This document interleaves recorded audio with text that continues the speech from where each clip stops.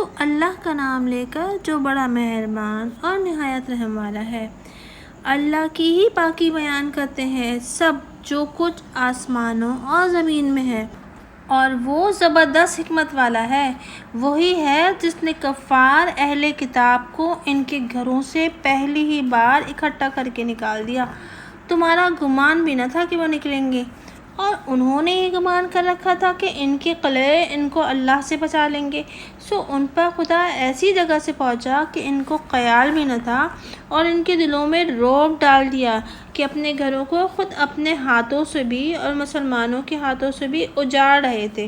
سو اے دانش مندو، عبرت حاصل کرو، اور اگر اللہ تعالیٰ ان کی قسمت میں جلا وطن ہونا نہ لکھ دیتا تو ان کو دنیا ہی میں سزا دیتا، اور ان کے لیے آخرت میں دوزخ کا عذاب ہے۔ یہ اس سبب سے ہے کہ ان لوگوں نے اللہ کی اور اس کے رسول کی مخالفت کی، اور جو شخص اللہ کی مخالفت کرتا ہے تو اللہ تعالیٰ سخت سزا دینے والا ہے۔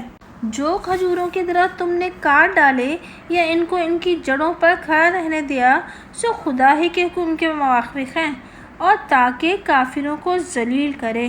اور جو کچھ اللہ نے اپنے رسول کو ان سے دلوا دیا، سو تم نے اس پر نہ گھوڑے دوڑائے اور نہ اونٹ، لیکن اللہ تعالیٰ اپنے رسولوں کو جس پر چاہے مسلط فرما دیتا ہے، اور اللہ تعالیٰ کو ہر چیز پر پوری قدرت ہے۔ جو کچھ اللہ تعالیٰ نے اپنے رسولوں کو دوسری بستیوں کے لوگوں سے دلوا دیا، وہ اللہ کا حق ہے، اور رسول کا، اور قرابت داروں کا، اور یتیموں کا، اور غریبوں کا، اور مسافروں کا، تاکہ وہ تمہارے تونگروں کے قبضے میں نہ آ جائے۔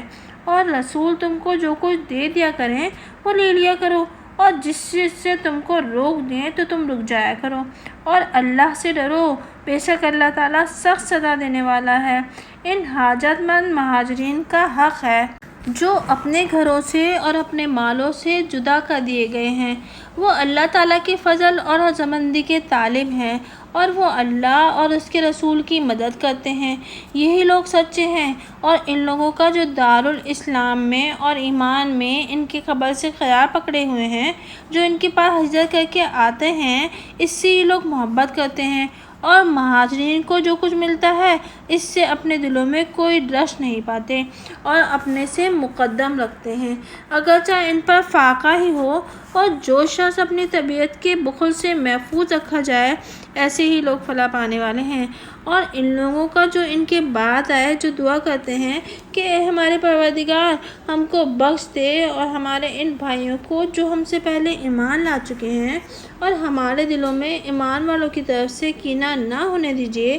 اے ہمارے رب، آپ بڑے شفیق رحیم ہیں۔ کیا آپ نے منافقین کی حالت نہیں دیکھی کہ اپنے بھائیوں سے کہ کفار اہل کتاب ہیں کہتے ہیں کہ واللہ اگر تم نکالے گئے تو ہم تمہارے ساتھ نکل جائیں گے، اور تمہارے معاملے میں ہم کبھی کسی کا کہنا نہ مانیں گے، اور اگر تم سے کسی کی لڑائی ہوئی تو ہم تمہاری مدد کریں گے، اور اللہ گواہ ہے کہ وہ بالکل جھوٹے ہیں۔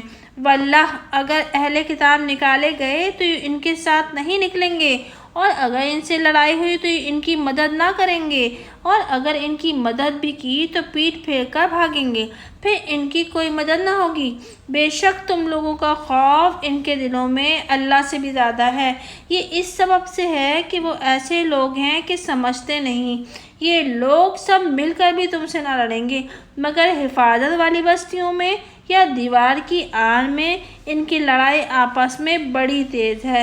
اے مخاطب، تو ان کو متفق خیال کرتا ہے، حالانکہ ان کے قلوب غیر متفق ہیں۔ یہ اس وجہ سے ہے کہ وہ ایسے ہیں جو عقل نہیں رکھتے۔ ان لوگوں کی سی مثال ہے جو کچھ ان سے کچھ ہی پہلے ہوئے ہیں، جو اپنے کردار کا مزہ چکھ چکے ہیں، اور ان کے لیے دردناک عذاب ہے۔ شیطان کی سی مثال ہے کہ انسان سے کہتا ہے کہ تو کافر ہو جا، پھر جب وہ کافر ہو جاتا ہے تو کہہ دیتا ہے کہ میرا تجھ سے کوئی واسطہ نہیں ہے، میں تو اللہ رب العالمین سے ڈرتا ہوں۔ سو آخری انجام دونوں کا یہ ہوا کہ دونوں دوزخ میں گئے، جہاں ہمیشہ رہیں گے، اور ظالموں کی یہی سزا ہے۔ اے ایمان والو، اللہ سے ڈرتے رہو، اور ہر شخص دیکھ بھال لے کہ کل کے واسطے اس نے کیا بھیجا ہے، اور اللہ سے ڈرتے رہو، بے شک اللہ تعالیٰ کو تمہارے اعمال کی سب خبر ہے، اور تم ان لوگوں کی طرح مت ہو جنہوں نے اللہ سے بے پرواہی کی۔ اللہ تعالیٰ نے خود ان کی جان سے ان کو بے پرواہ بنا دیا۔ یہی لوگ نافرمان ہیں۔ اہل نار اور اہل جنت باہم برابر نہیں۔ جو اہل جنت ہیں وہ کامیاب لوگ ہیں۔ اگر ہم اس قرآن کو کسی پہاڑ پر نازل کرتے تو اس کو دیکھتا کہ خدا کے خوف سے دب جاتا اور پھٹ جاتا۔ اور ان مضامین عجیبہ کو ہم لوگوں کے لیے بیان کرتے ہیں تاکہ وہ سوچیں۔ وہ ایسا معبود ہے کہ اس کے سوا کوئی معبود نہیں۔ وہ جاننے والا ہے پوشیدہ چیزوں کا اور ظاہری چیزوں کا۔ وہی بڑا مہربان رحم والا ہے۔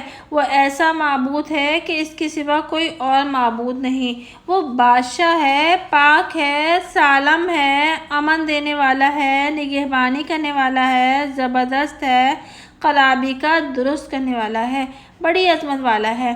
اللہ تعالیٰ لوگوں کے شرک سے پاک ہے۔ وہ معبود ہے، پیدا کرنے والا ہے، ٹھیک ٹھیک بنانے والا ہے، صورت بنانے والا ہے۔ اس کے اچھے اچھے نام ہیں۔ سب چیزیں اس کی تسبیح کرتی ہیں جو آسمانوں اور زمین میں ہیں، اور وہی زبردست حکمت والا ہے۔